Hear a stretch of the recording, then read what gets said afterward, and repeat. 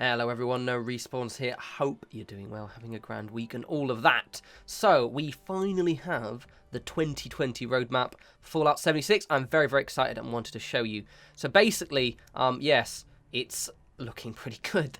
For those of you who didn't play Fallout 76 last year, they did this kind of in the earlier side. So this is the one from that period. And as you can see, the similarities in terms of the kind of style of roadmap we're getting.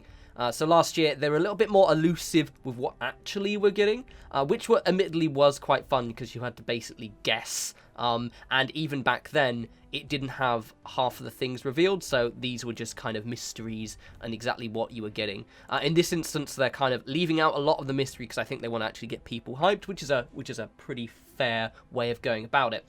So basically, I'm just going to go over what we've been told we're going to be getting, and then also talk a little bit more about seasons, which is the first stage that we're getting and also the one that we have more information about. So I'll actually start on these two and then we'll do seasons last. So in fall we're getting the Steel Dawn, and the after that leads into the Fractured Steel in winter.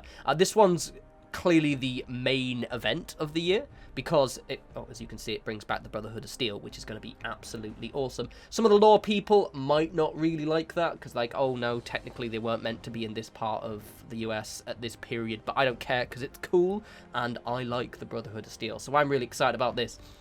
We've also got, as I said, a new quest line, the Steel Dawn quest line, which is, as they mentioned there, will be leading into the Fractured Steel main event. We've got new daily ops, and in winter, this is where we've got some quite cool stuff. We're getting perk loadouts finally, which is going to be awesome. Gonna have to wait a good 5 months for it, possibly even 6, but it'll be awesome when we finally get it, because especially for me, or especially for anyone who has, like, you know, when you get kind of in the later kind of level 100 and plus, you generally can have a couple of loadouts. So for example, I have 2 loadouts for my strength, one for heavy guns and one for my melee weapons. And so being able to just quickly switch those in and out rather than just kind of manually going over and move things side to side is going to be absolutely glorious. Then the next thing is something I predicted, which I'm quite chuffed about, which is camp shelters. So build inside instance interiors. Now this is going to be, we'll build instance interiors actually. So this is going to be quite interesting. Now looking at it on the surface, it looks like we might actually be able to build a house which is instanced.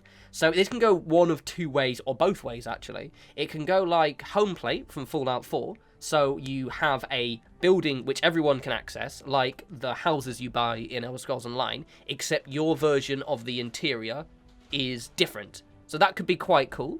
Or it can go the other way, which is that you'll be building a house or a bunker, that would be quite cool, that you just place down and then you can go inside it. Either or. Actually, to be honest, the bunker sounds pretty sweet, so I do hope we get something like that. My big hope with this is that these are alongside our camps. So it would be quite cool to be able to build a, you know, something like Homeplate from Fallout 4, but also have my player camp and not have to choose between them, basically. But we will see. Then we also get these expeditions, which are new repeatable missions. But looking at it, it just looks like slightly bigger world bosses that maybe you have to track down and maybe aren't as fixed. But we will see. And then underneath, you see some other things. So I'll talk about the seasons in a sec, but we've got this bombs drop event, which sounds quite fun, actually. New daily ops, and the Holiday Scorched will be coming back. So I'm guessing we'll probably get Fractured Steel in kind of like late November, early December, which should be quite neat. That'll be grand, actually, because I'll be doing the holiday event here and doing the holiday events in Animal Crossing, so it'll be so festive. And what other game I'm playing at that point. So right, let's talk about seasons, because this obviously is mentioned at the bottom. Oh, and also we get Fashnacht, which is going to be so cool. I love Fashnacht. Best event. Also can finally get all the other recipes and the masks as well, which is going to be cool. Anywho, but the big thing we get is these community challenges.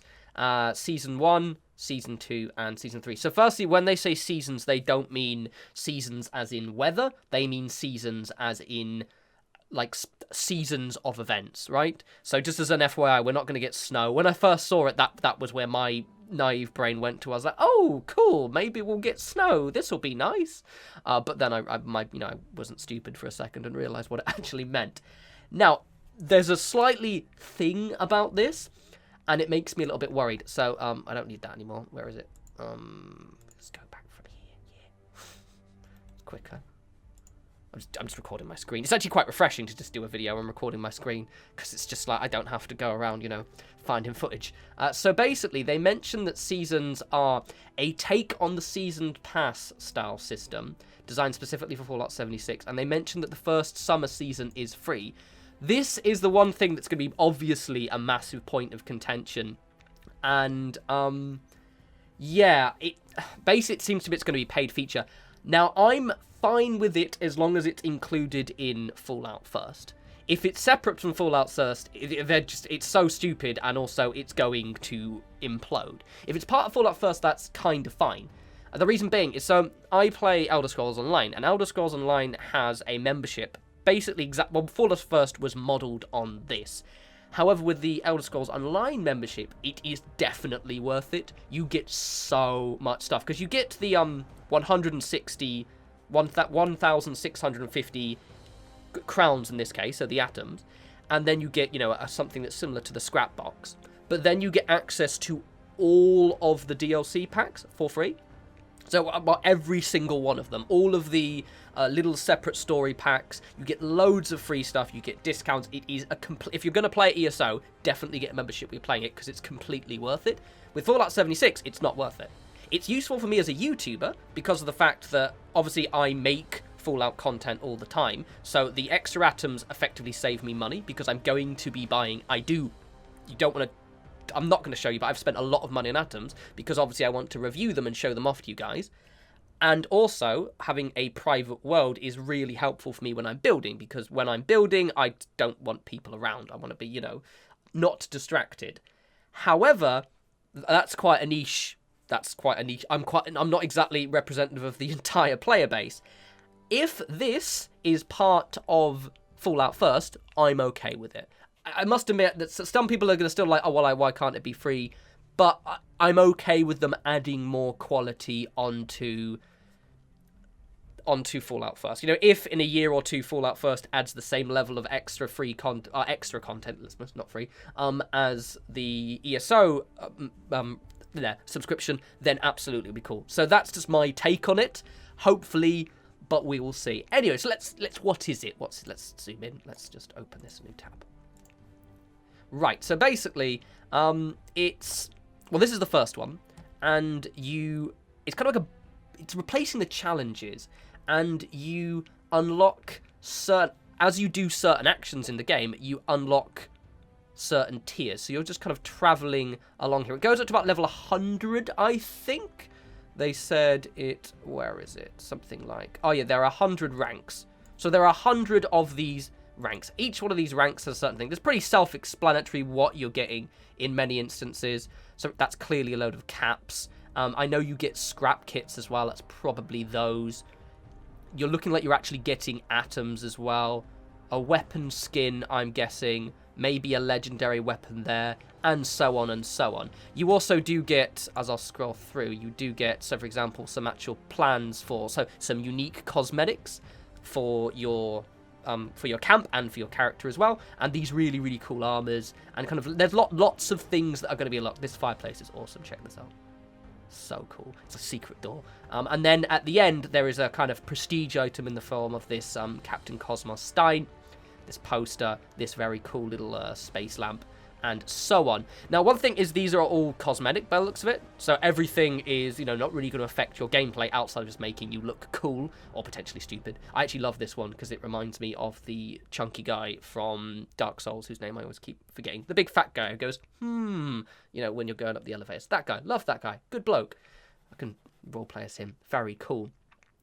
But, yes, it's all cosmetic stuff. Now, they did mention that, and this is because I think many a true nerd was actually talking about this on Twitter a second ago. This is a point of contention. The fact is that you can spend about 150 atoms to go up one rank, which it allows you to skip forward, and absolutely, some people are going to do this.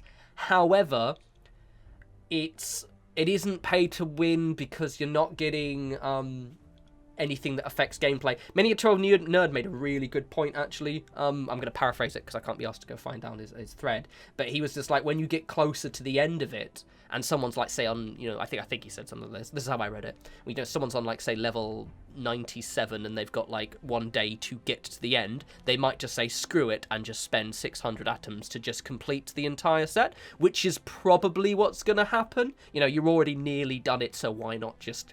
It's going to feel weird if you don't complete it. That's probably the hook, which, to be fair, he made the point, and it's a good point, in the fact is that you do get free atoms as you're going along. So it is a thing, but whatevs. Now let's talk about the actual challenges themselves. So I like the fact that you unlock new things. One thing I like about this is the idea that it gives me more daily content that I'm encouraged to take part in. But they mentioned, so for example, this was a huge problem. I remember like there are loads of Reddit threads on this, which is a lot of the challenges would be really weird shit like take a picture of another player in a radstorm. There was stuff like, revive someone underwater, or, we've all seen the, one kill a Wendigo in a clown outfit. That's a simple one. Some of them are so ridiculously obtuse, it's unbelievable. These ones are complete a public event, kill a legendary creature. They've kind of lessened them so they're actually doable, and I think that's cool. You've still got, and I'm assuming you'll still keep them, the achievements, and you can unlock atoms through there, and there are, things you can do there, which you'll find. But just having something a little bit more straightforward, and like, right, cool, I just have to hunt down a legendary creature. I just have to do one public event a day. That's cool, and I like that. So more of this is grand. Like, the actual concept of this is going to be very, very cool. So if we go back to, there it is. So we've got 1 each season. So we're going to have 3, and then I'm guessing next year we'll have 4. So that's pretty cool. So you've effectively got, this one will be summer, so you probably have until, the end of August, September to do that one.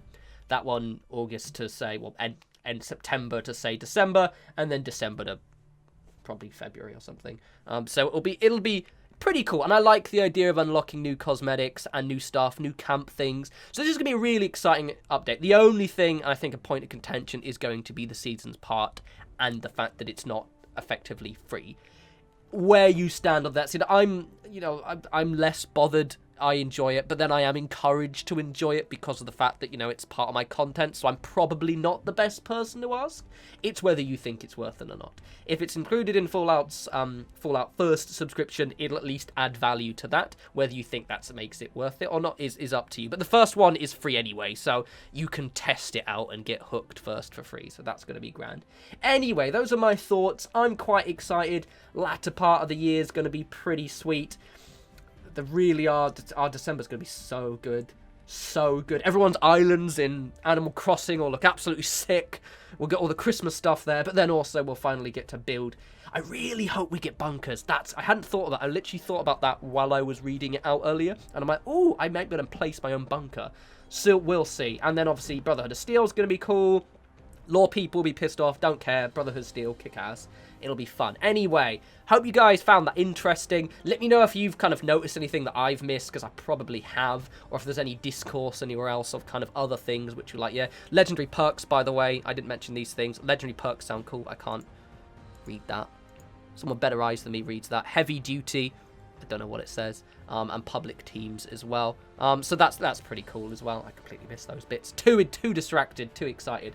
But yeah, let me know what you think. Keep it positive. Please. But anyway, as always, follow me on Twitter at norespawns. We'll have new videos up soon, don't you worry. Even though I actually had one the other day, it was pretty cool. Log Cabin, check it out. And again, yeah, I will be doing other videos on other games again soon, once I've kind of finished doing my other videos. But anyway, you guys enjoy the rest of your week. You take care.